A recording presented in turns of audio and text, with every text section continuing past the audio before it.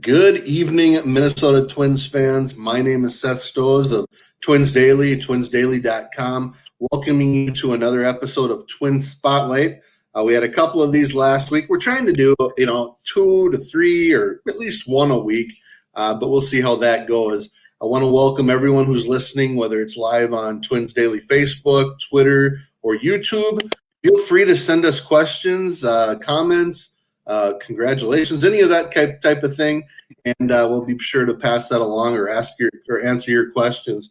But for tonight, let's introduce our guest, and his name is left-handed pitcher Bryan Sammons. He was the Twins, I believe, 8th round pick just a couple of years ago out of Western Carolina, a Catamount, and an alumnus of Hoggard High School in Wilmington, North Carolina. He was part of a pretty impressive group of prospects in Cedar Rapids in 2018. I'm sure you recognize a lot of those names. But let's get to know him a little bit. So without further ado, let's bring in the star of our show tonight, left-handed pitcher Bryan Sammons. Bryan, how are you tonight? I'm doing good. How are you doing? Doing well. Thank you so much for joining us. Now, I know we talked a bit in the past, but so I'm sure some of this will be a repeat, but let's start with the 2020 season. You went to spring training a year ago. You had pitched a little bit in Double-A the year before. Probably pretty excited about what the 2020 season would bring. In your mind, what kind of happened as spring training was about to start and suddenly you're sent home?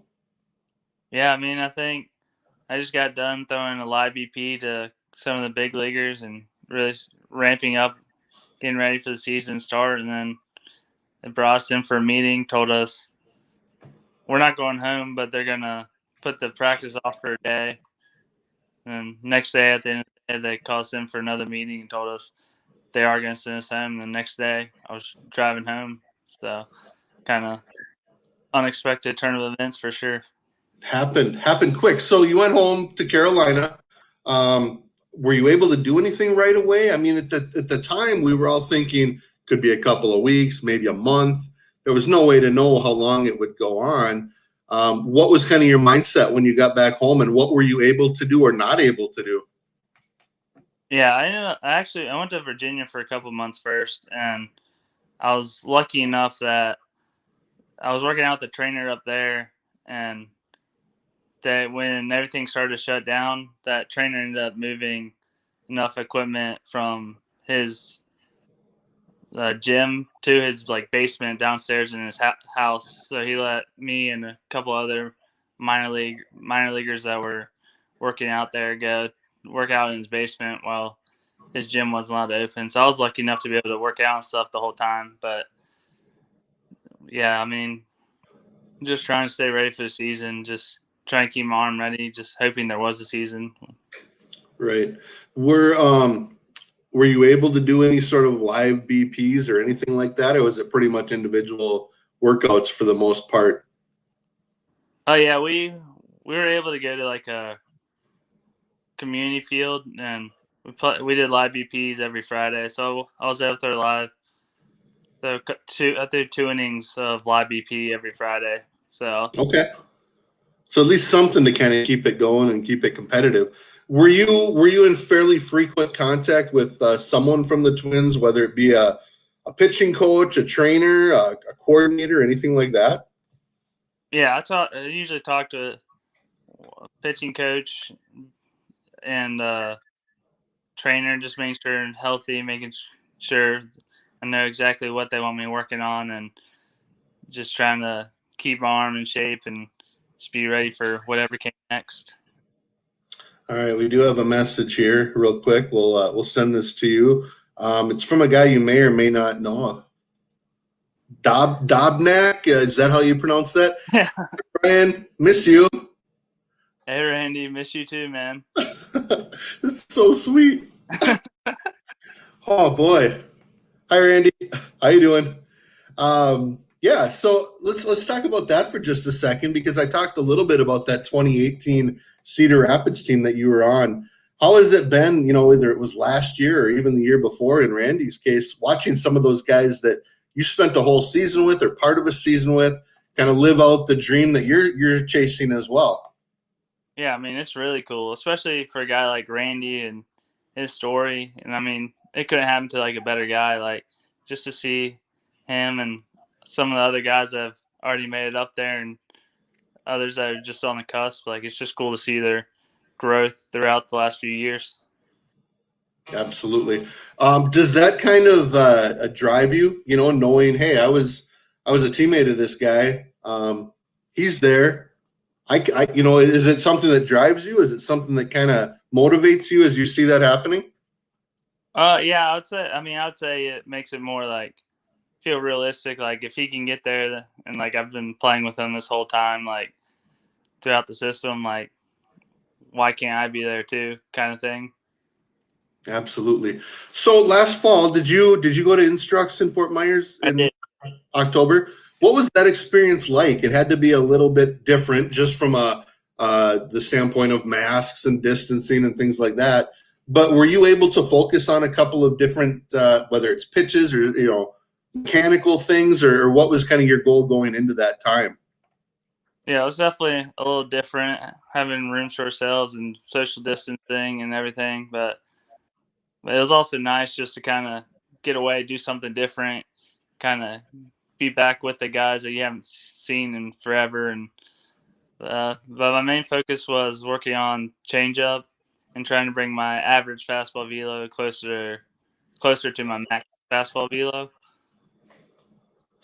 Is that something you felt like you were able to show at that time? Is it something you were maybe given something to kind of work on over the rest of the off season then?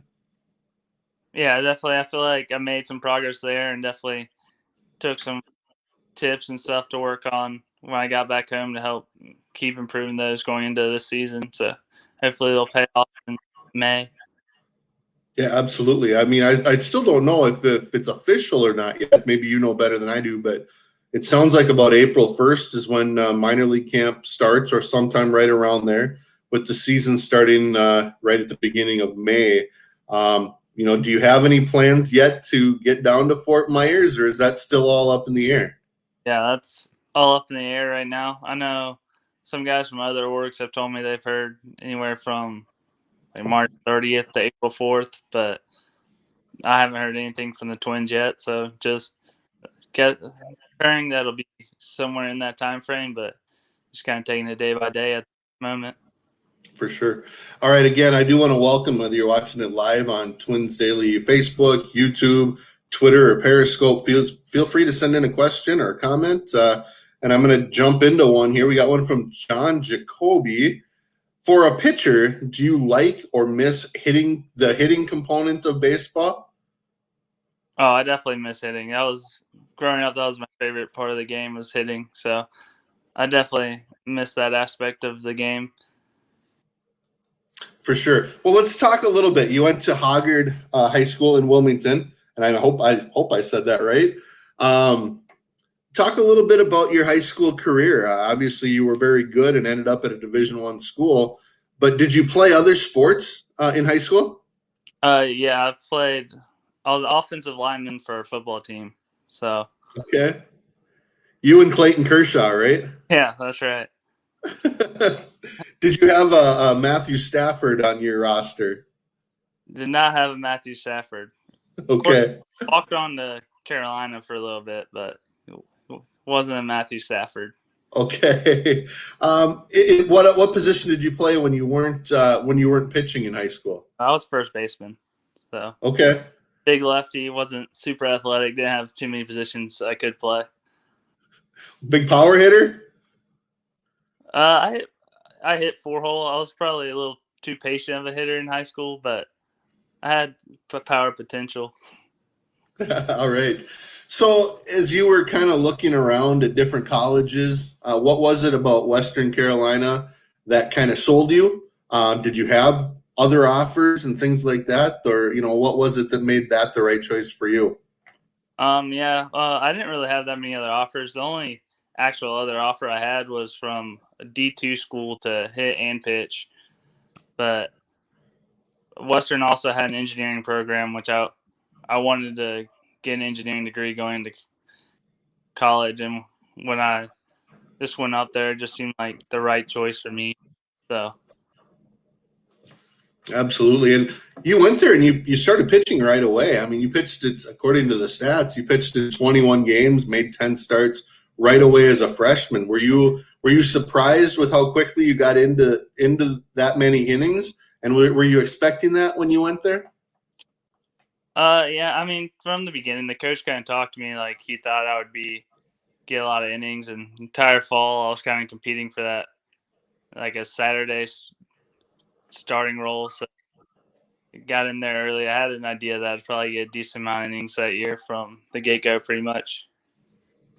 And each year you made 16 appearances, 14 starts your sophomore year, went 8-3 your junior year, and 18 starts, hit 100 innings. Um, didn't get drafted, surprisingly, but you did go play a little bit of summer ball. Do you think the summer ball experience helped you in any way, if only to get used to maybe wood bats or playing different competition? Yeah, I think anytime you can play that good of a competition for that period of time, it definitely helps you out. And had some coaches up there who gave me some good advice that helped me too. So it was definitely helped me become a better player for sure. Now, I don't know if you've seen Summer Catch, but how close is Summer Catch to life in the Cape Cod League? It's been a while, but I mean it's probably pretty close. My host family lived probably a quarter mile from the beach, so I think we were off every Monday. So every Monday, pretty much all the guys would come park in my host family's yard, and we all just walked to the beach together. All right, we do have a question from John just saying, where did you play summer ball? I see that you played for Yarmouth Dennis Yeah, Yarmouth, in Dennis. the Cape. Yeah. He's got another question here we'll get to right away. How much do you work on brand new pitches that you have not previously had in your menu? And what is your mental approach to developing a new pitch? I don't work on new pitches per se that often, but maybe tweaking pitches I have. Like for changeup, I'm tweaking hand position on the ball and like mental cues while throwing it. And like I call it my slider cutter, but I'm trying to probably make it more slider now, get a little bit more on the side of it, creates more depth with it.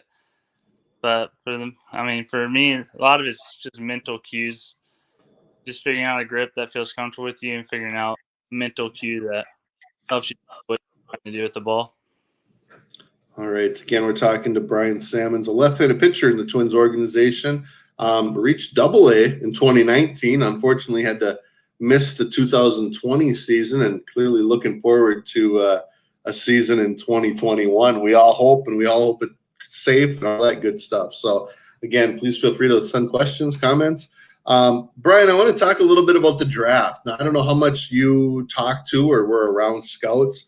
Either your junior year, your time in the Cape, or for sure your senior year, or were coaches kind of, shielding maybe you from some of that and giving scouts information?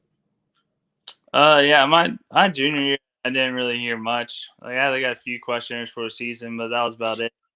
And then when I went to the Cape, I had the Orioles came up kind of talked to me about possible free agent deal out of the Cape, but I kind of told them I was probably going back to college at that point, and never really heard from them again.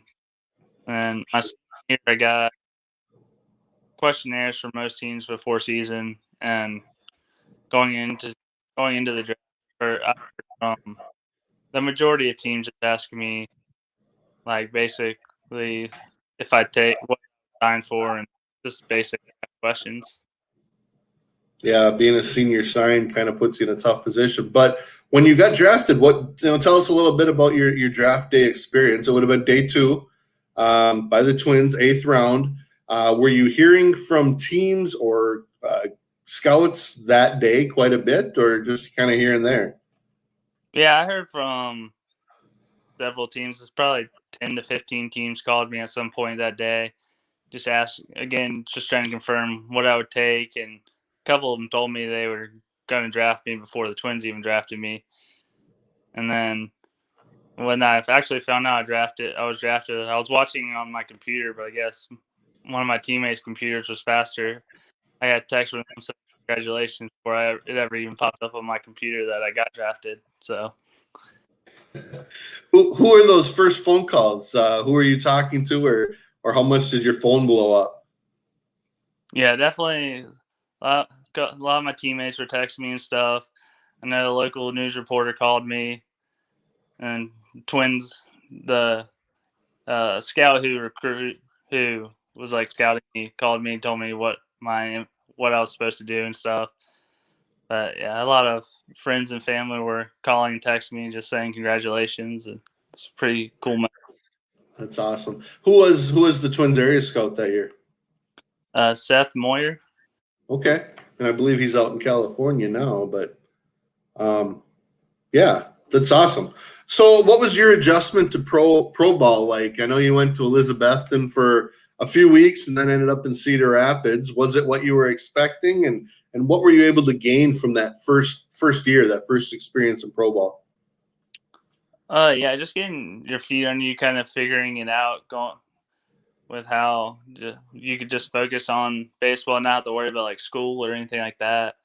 You know, living out on your own and just getting the grasp of pro ball. And it also helped going to two different teams that first year. So when I went to spring training, I kind of I knew more people there. Where if I went to had played with, I probably would have felt lost on my own. Wouldn't have known so many people there. It definitely helped going and playing for two different teams, getting to know more guys and stuff. Maybe a weird question, but did you know anyone in the Twins organization when you drafted and signed on any level? Yeah, I played with Colton Davis, was actually a college teammate of mine, Okay. and then Calvin Poche, who was drafted the 10th round the same year as me. I played with in YD in the Cape, so I knew. Okay. It's at least a starting point of getting to know people. So as you kind of worked your way up in 2018, you started at Cedar Rapids, got up to Fort Myers, and then made one start in AA Chattanooga. In 2019, as I mentioned earlier, you started at Fort Myers, 8 starts, 4-0 with a 0.94 ERA. That's pretty good. And then moved up to Pensacola for the rest of the season, made 16 more starts. Ended up at 119 innings. So one of the big questions coming out this year on the big league level, and it's certain that probably even more important at the minor league level, is what are your hopes and expectations for number of innings that you think you could pitch in 2021? I mean, do you think you could hit that 119 again? And is that something you think would be good? Yeah, I mean, I think with the 120 game season for minor leaguers, I probably won't throw that many innings, but I mean, I'd like to throw as many as I can, and just as long as I'm healthy, like just try to keep that workload up. So we'll see where it goes and if how the Twins handle all that. But ready to get going for sure. All right, a few more minutes here with left-handed pitcher Bryan Sammons talking about his minor league career so far and several other topics. If you have any questions, please feel free to ask those on Facebook or YouTube. And be sure to tell people about this podcast and let them know where they can find it as well, especially if they're Twins fans. The Twins do a good job of building from within, and Bryan's one of those pitchers to definitely watch in 2021. I'm gonna go basic here on you. What pitches do you throw, Bryan? What would you say is your best pitch, and maybe what is that pitch that you're still kind of trying to perfect, so to speak? Yeah, so I throw fastball, curveball. I call it more of a slider, and then change up. Best pitch is curveball, and then the pitch I'm working on would definitely be change up. So. Okay. When you're going good, when you're pitching well, when you're, able to go 6 innings and little damage type of thing, what's working? What's working for you when things are going well? Yeah, typically I'm locating my fastball pretty well up in the zone and locating my curveball down the zone and getting chases on it below the zone.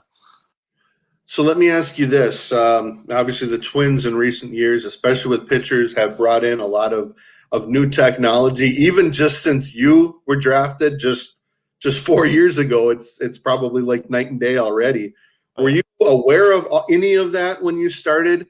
And what's kind of been your experience with it? Is it something you enjoy?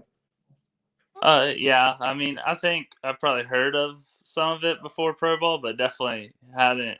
I've never really used it or knew how to use it before Pro Bowl, and then the last couple of years it's gotten big, and now it seems like everybody has it. But yeah, I appreciate it. I definitely think I don't think it's end all, but I think it can definitely help show you how you can improve your stuff and how you should pitch your stuff. Without giving anything away or anything that's going to get you in any sort of trouble, is there even say one thing that you've been able to learn from that technology or from the data that you get that you've been able to put into your game and use and see success from? Yeah, I would say the biggest thing is just using my fastball up more. Where like in college, really my whole life I've been taught live at the knees, live at the knees, live at the knees, and then I get to pro ball and they pretty much told me the exact opposite. So that's probably the biggest thing. Okay.